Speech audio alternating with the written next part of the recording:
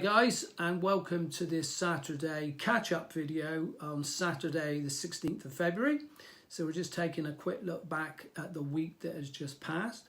Now, any of you that tuned into the Sunday forecast video last week will know that the biggest event for us this week was going to be our team meeting on Monday evening at local hotel. The actual turnout was fantastic. Every single one of our franchisees turned up. We had 11 of the 13 PDIs in our training system, and of course all of our employees were there also. So it's a really a full and packed house as we presented that meeting to them. Was to explain to them our growth plans for the next 3 to 4 years of growing to over 100 instructors, how they would fit in with those plans, and of course how we were going to recruit enough learner customers to sustain that growth. So we started off by giving them an outline of our restructure, where Lee has been promoted from head of training to actually training manager now. So he will now be responsible for our trainees, our employees, and of course all of our franchisees and all things training. Andy is now the manager of the office, so he will take care of all customer service related issues. There were a number of things we had to discuss with them. Now, we already pretty much dominate the online space, but when it comes to offline, we've had a major revamp in our vehicle livery, and we've made the bold statement of being the Pass Masters, because livery, we don't just want to be another driving school. We want to be known as something, and that is the Pass Masters. And if you study marketing, you'll understand that you do need a USP, or a unique selling point. But I guess the main thing of the evening to get them to buy into is that we do want to have a wow factor with our customers. We do want to rise above the competition. And one of the ways we're going to do that is by offering our unique ALS accelerated learning system. Now, it's all based around client-centered learning, which I'm sure you all know about. But our lesson sheets have been developed specifically to help our trainees to construct their lessons in the best possible way that will, one, adhere to DVSA's standards check criteria. But probably more important from my point of view as the owner is that they will ensure maximum value for money for our customers.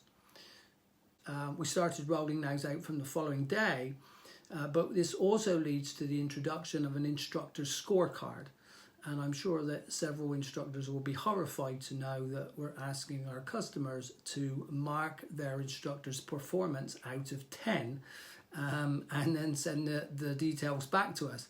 But it's really important that we got our guys to buy into this, because, as I was saying, if we want to be head and shoulders above the competition, we have to produce that level of service. So basically how that's going to work is that when we sign up a new customer, they will be sent a video from me and also a letter, and it will explain that in about 3 to 4 weeks time, you're going to get the opportunity to rate your instructor's performance out of 10 in 7 different categories, and I'd like you to send the results back to me. Now, of course, if our instructors are scoring 10, fantastic, and they will get a financial incentive for doing that. And if they score less than 10, then they will get the feedback in order that they can improve the service that they offer. Now, of course, if they consistently score low and they don't adapt to the training that we offer, then I'm going to be forced with a dilemma, because they're not buying in or producing the high level of service that we're looking for. And their decisions will need to be made. But we won't really know the results on that for the next 1 to 2 months, and then I will report back accordingly. I invited, as you probably know, that we are looking to attract new employees. Our target for this year is 3 more. We already have 2 employed instructors. And we had one candidate that was invited along to that meeting because it was quite important for me that he buys in and understands where we're going. And he did, and we offered him the job the following day. And we're just having a few issues with Citroen on sorting out his car, because once we have confirmation of the start date, that's going to trigger a chain of events that's going to be quite exciting, because he's going to take over our automatic service, and Phil, who currently does our automatic service, is going to be promoted to instructor trainer, and that will open up the Exeter area for us, and he worked directly under Lee. So we're actually maxed out at the moment with our instructor training, so this will double our capacity. So just by taking on one employee, it has all sorts of possibilities available. We've done a little bit more work on the Facebook review promotions. Again, we're targeting a couple of areas, Bridgewater, and it's been working like gangbusters for promotion, and we're getting lots and lots of engagement. Not worked quite so well in Weston, which is a new area, because of course we don't have unique reviews for that area. We're having to use them from other areas. So that's quite interesting that they're not working quite as well.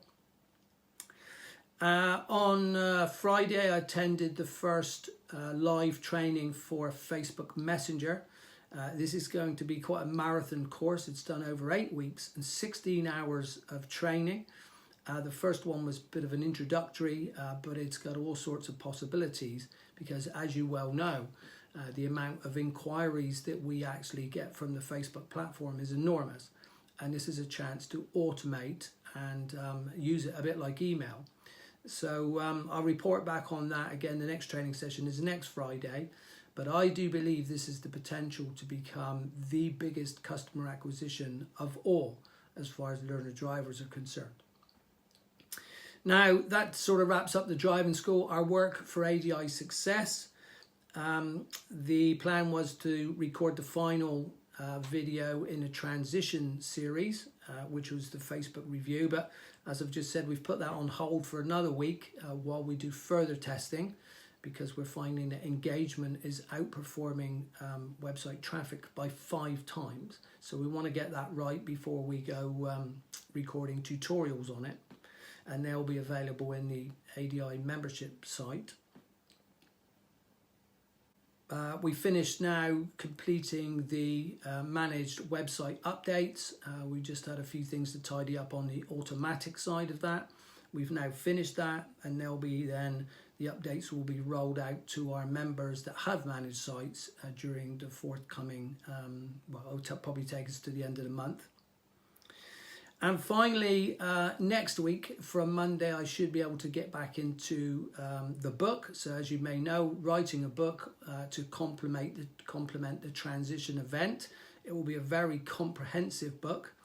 The last one we did was a much scaled down version, and we had 90 copies of that fly out the door in just 2 days.